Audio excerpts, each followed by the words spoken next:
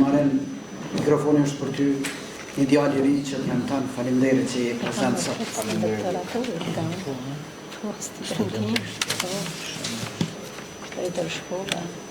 Shkollë mesme? Ja. Në liqët? Me vere. Unë rinë nga Lezhë, edhe roli i gruas është shumë i gjanë, edhe po ta marrim në histori, normalisht është një pikë kryesore, e cila duhet të vlerësu maksimalisht, por deri më sot sikur u vonë në pak edhe nga kumtuesit e referencave, është trajtu pak. Edhe shoh që edhe këtu, ashtu edhe si në Shqipëri është preferu pak për gruan dhe rolin e saj në historinë e Shqipërisë ose rolin e saj për kontributin për ngritjen e familjes ose edhe të shtetit. Tani, unë fillimisht e pata marrë në një aspekt gjërë rolin e gruas, por pastaj fillova u bona pak lokalist edhe mora rolin e gruas në Lezhë dhe në Shkodër, që është pjesa midis Lezhës dhe Shkodrës që quhet zadrima, dhe roli i gruas zadrimore në histori dhe në shekuj. Fillimisht, roli i gruas shqiptare është një fushë që pasqyron jo vetëm zhvillimin shoqëror, por edhe mënyrën se si një kulturuan apo transformojnë sistemet e saj të vlerave. Unë personalisht kam zgjedhur të flas sot për gruan e fortë dhe të vujtur të zonës së Zadrimës. Një territor që shtrihet mes fushës së Lezhës dhe Shkodrës. Në këtë kontekst, Zadrima ofron një shembull të veçantë për studim. Një treg ku bashkë jetojnë trashëgimia katolike, vlera familjare dhe kultura punës që ka mbajtur gjallë identitetin vendas në shekuj. Gruaja zadrimore ka qenë gjithmonë qendra morale e familjes dhe mbështetja themelore e komunitetit. Ajo ka mbartur përgjegjësi të shumta, nga edukimi i brezave, rujtja e arritjeve fetare, deri te përçimi i vlerave etike dhe kombëtare. Në çdo periudhë historike, ajo ka qenë një figurë e heshtur, por e pandashme nga përparimi shoqëror.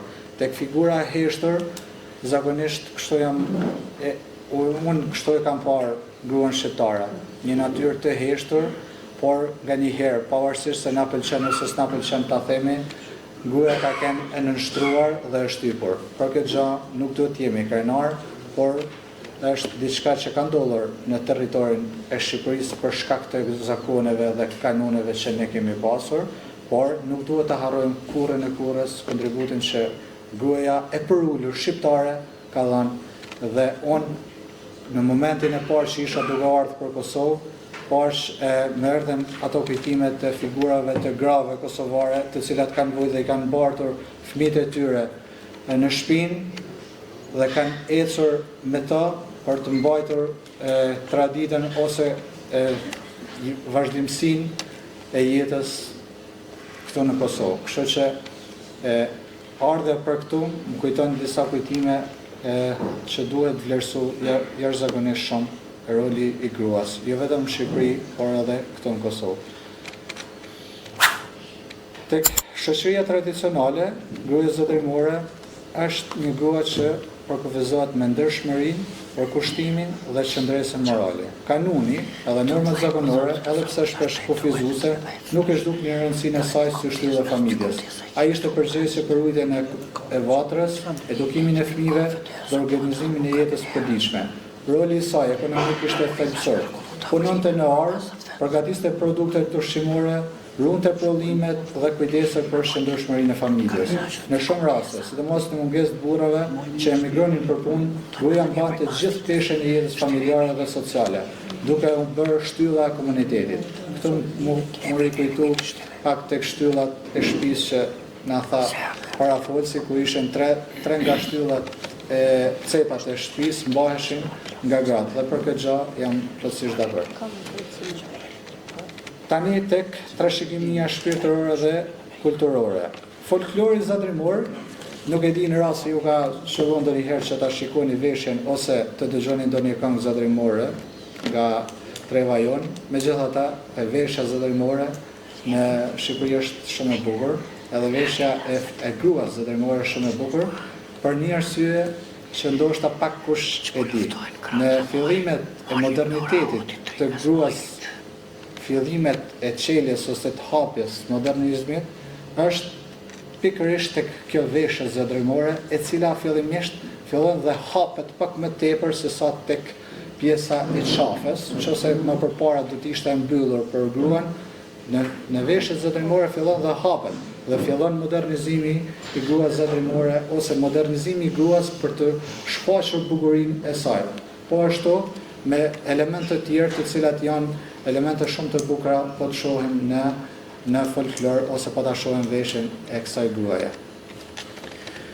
Tek kënga popullore, veçanërisht ato të dasmes edhe të punës, ku gratë bëheshin bashkë dhe kënonin pa pasur nevojë për instrumente muzikore. Këngë popullore, veçanërisht ato që tregojnë nderimin dhe burimin e dashurisë, punës dhe të përkushtimit, janë ato që këndohen më së shumti në dasmat zëdrëmore nga gratë, pikërisht nga kori i grave. Në kulturën gojore, goja është transmetuese e historisë dhe kujtesës lokale. Ajo rrëfen, bën gjallë legjendat dhe përcjell normat e sjelljes. Të gjithë ne ndoshta kena pas një nën ose një gjyshe të vjetër e cila na ka treguar historinë e familjes tonë, por edhe historinë e vendit tonë. Trashëgimia materiale, veshjet, qëndismat, simbolet e punës mbartin vuljen e durve të grave zëdrëmore. Në çdo veshje tradicionale shfaqet përkushtimi i tyre ndaj estetikës dhe identitetit lokal. Në emancipim, shekulli 20 solli ndryshime në statusin e gruas zëdrëmore. Me hapjen e shkollave në Lezhë, në Nshat, Binisht, Vallëdre, vajzat filluan të arsimoheshin dhe të merrnin pjesë në jetën shoqërore. Pas viteve 60, shumë gra zëdrëmore u bën mësuese, infermiere dhe punëtore aktive, duke ruajtur njëkohësisht lidhjen me familjen dhe traditën.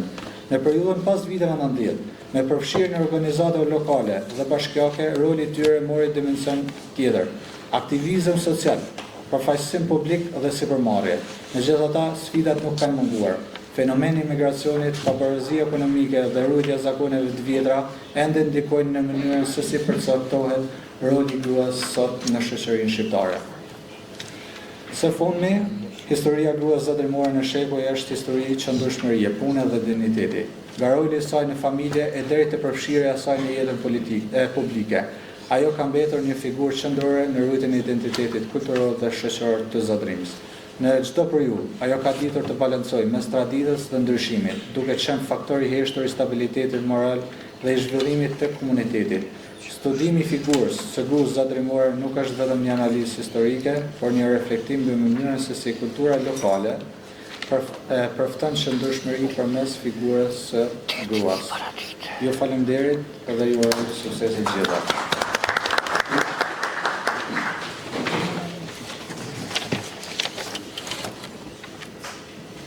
Marrin faleminderit për paraqitjen tuaj dhe kontestin tuaj me kaq